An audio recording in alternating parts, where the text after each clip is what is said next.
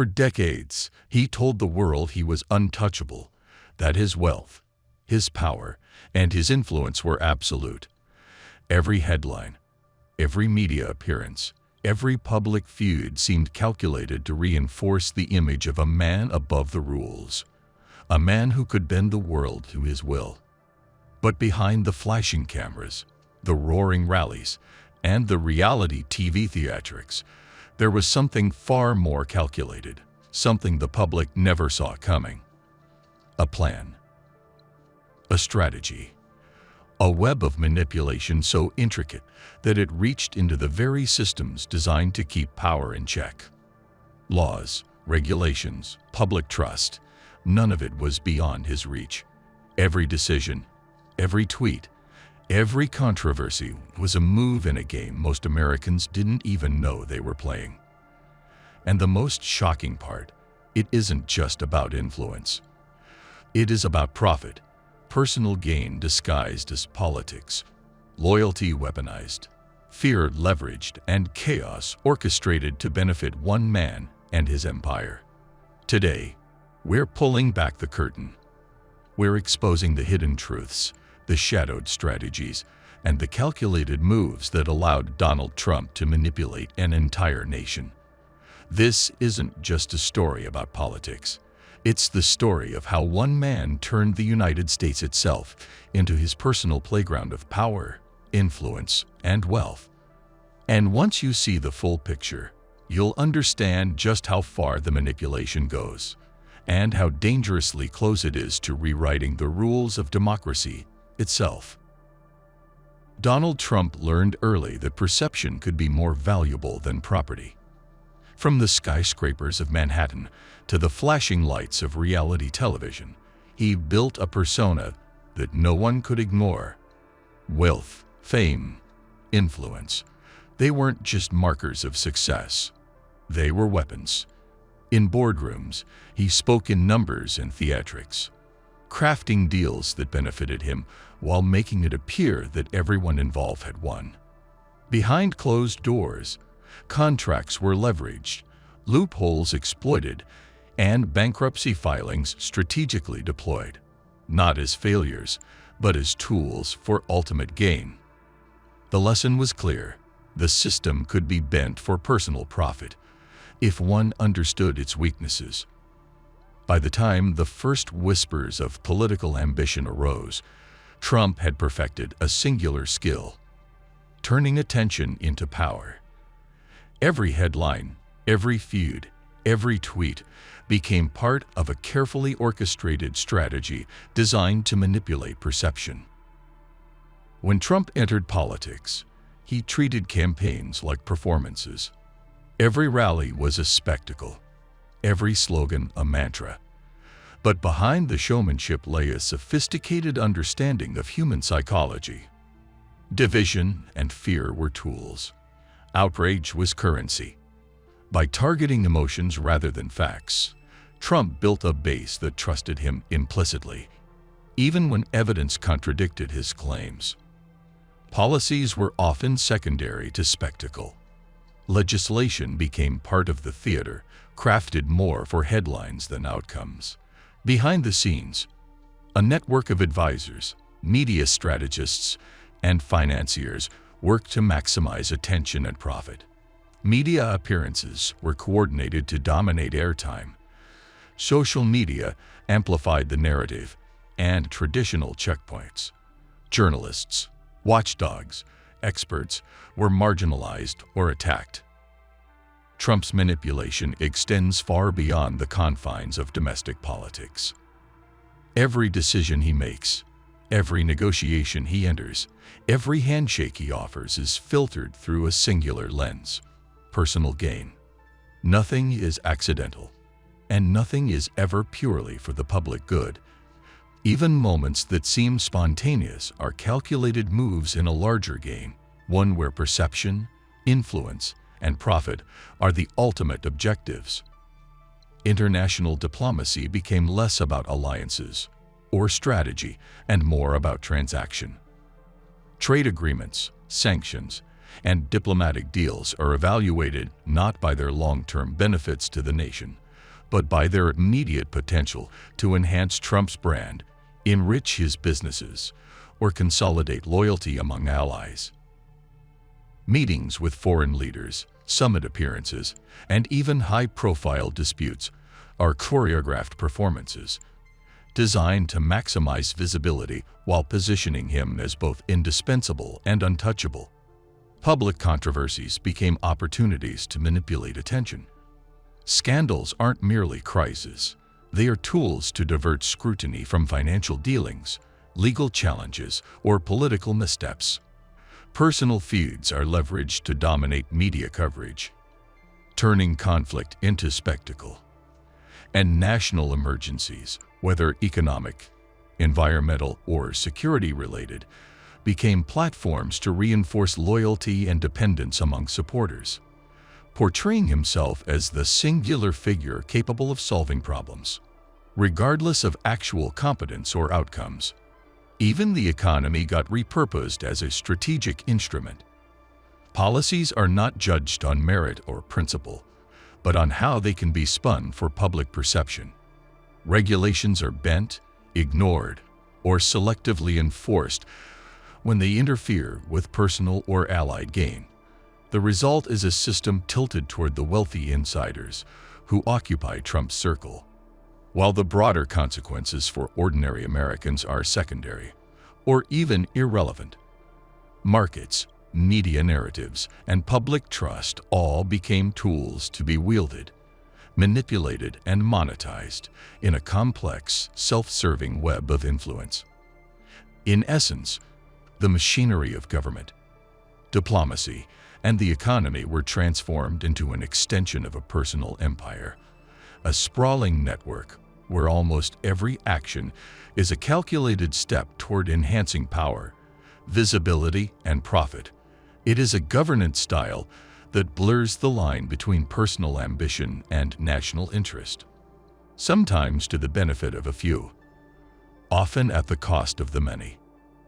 Perhaps the most dangerous aspect of Trump's strategy is his relationship with truth itself. Facts are negotiable, malleable, and at times, entirely optional. Contradictions are reframed to suit the narrative. Inconvenient evidence is dismissed as fake or irrelevant, and critics are relentlessly painted as enemies of the people. Meanwhile, supporters are not just defended. They are rewarded, given identity, purpose, and belonging within a worldview that centers him as the ultimate authority. By deliberately blurring reality, Trump created a system of dependency. Citizens began to rely on him as an oracle of sorts, a source of certainty in a world presented as chaotic, corrupt, or hostile. Even when overwhelming evidence contradicts his statements, his audience often trusts him implicitly, seeing fact checks and dissenting voices as part of the opposition rather than as valid scrutiny. Institutions designed to provide checks and balances, courts, media outlets, bureaucracies, are undermined not through legislation, not through reform, but through narrative. Repetition, ridicule, and discrediting become weapons, eroding public confidence in the very systems that could hold him accountable. This is not chaos. It is precision. Every lie, every exaggeration, every calculated misdirection is an investment in power. Every false claim, repeated endlessly, is a tool to shape perception, manipulate loyalty, and control attention. In a society where media cycles, social platforms, and public sentiment act as currency, this strategy pays off spectacularly. Reality itself became a battlefield, and the winner is the one who controls the story. By the time outsiders recognize the distortion, the influence has already taken root. Citizens are polarized not only by policy, but by perception, emotion, and identity. Trust in traditional sources of information eroded, leaving a vacuum filled by the figure who controls the narrative. In this landscape, truth is no longer universal. It is relative, contingent, and subject to manipulation. And Trump's mastery of that system became one of his most formidable tools of power. And so, it becomes clear that Trump's rise does not reflect just one man.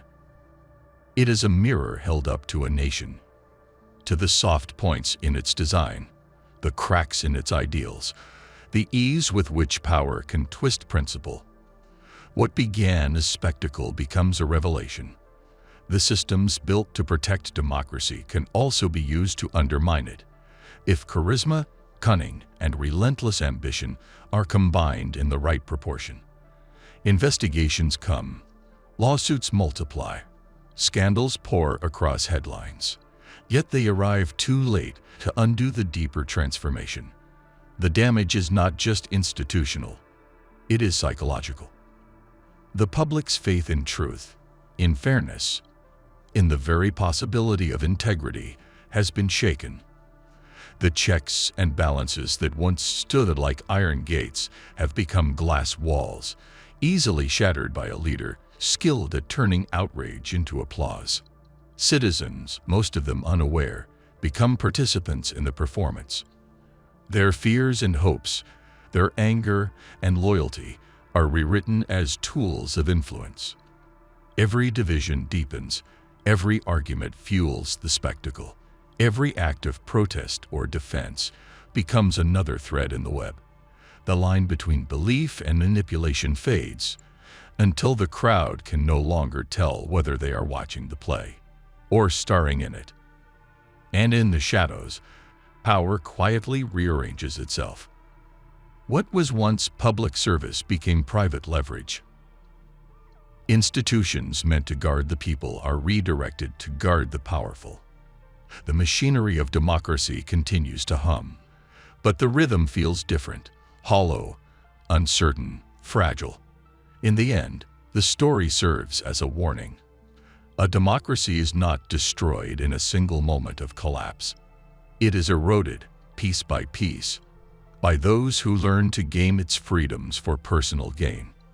When ambition outweighs principle, when truth becomes negotiable, and when loyalty is valued above law, even the strongest republic can be bent into a mirror of one man's will. The names and faces may change, but the lesson remains.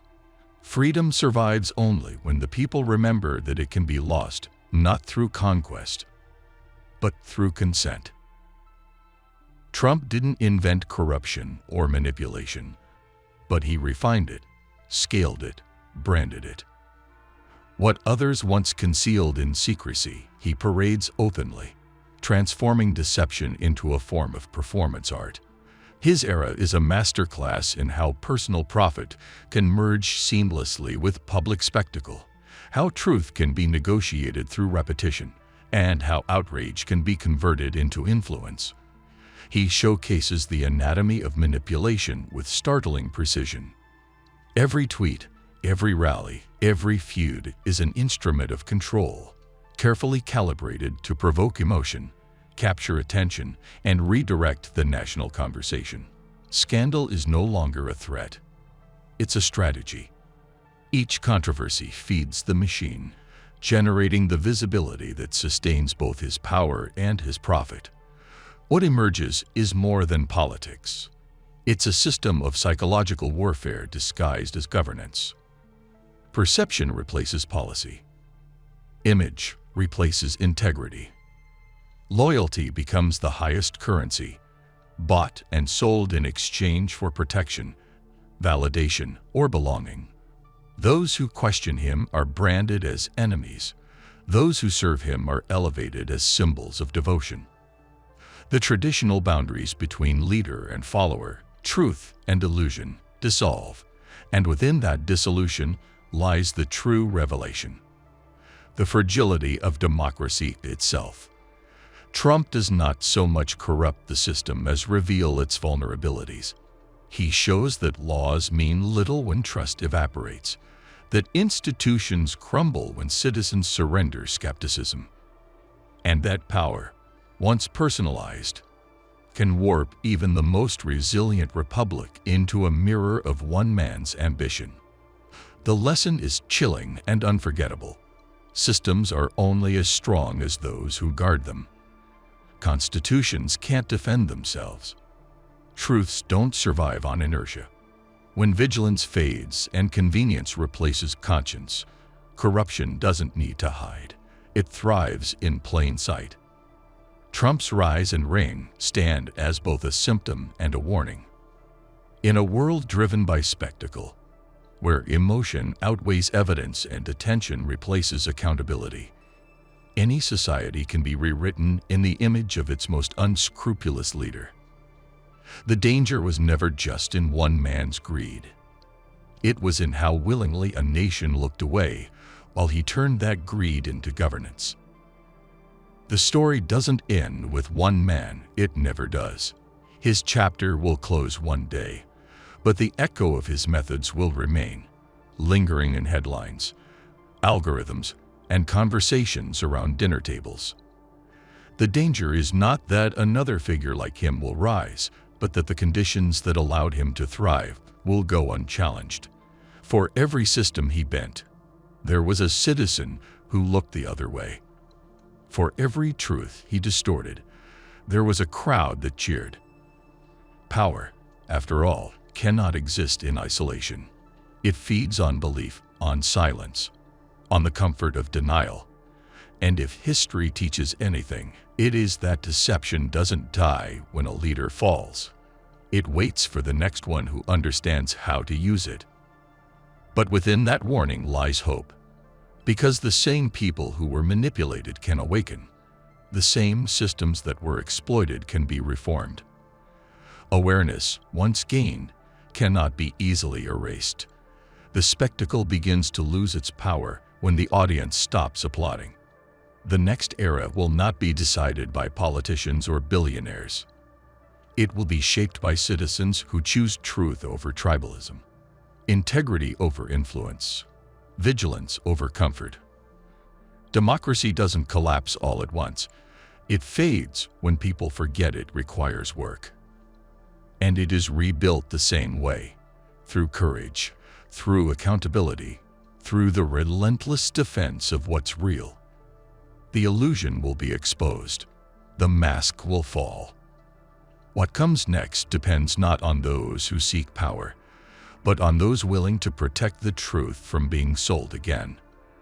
Because in the end, the strength of a nation is not measured by its leaders, but by the people who refuse to be led blindly, by the people who will stand side by side to fight this corrupt structure. Trump never owned it.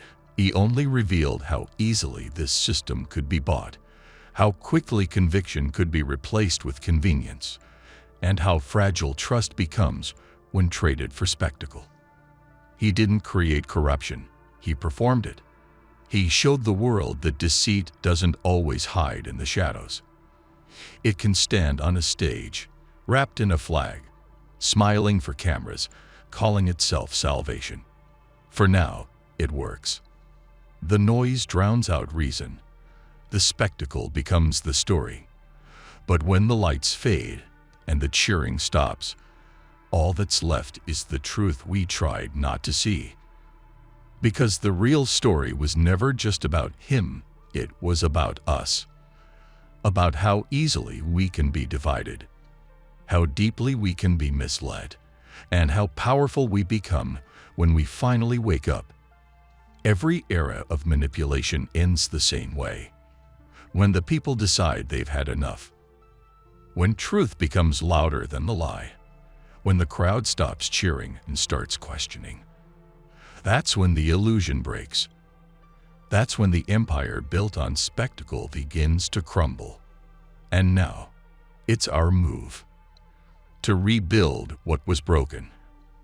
To defend what was nearly lost. To remember that the truth was never his to own. It was always ours to reclaim. If this story resonated with you, like this video to push the truth further. Comment below. Do you believe America can ever break free from the cycle of manipulation? subscribe, and press the join button to stand with those who still believe truth matters. Because this story isn't over, and what happens next depends on you.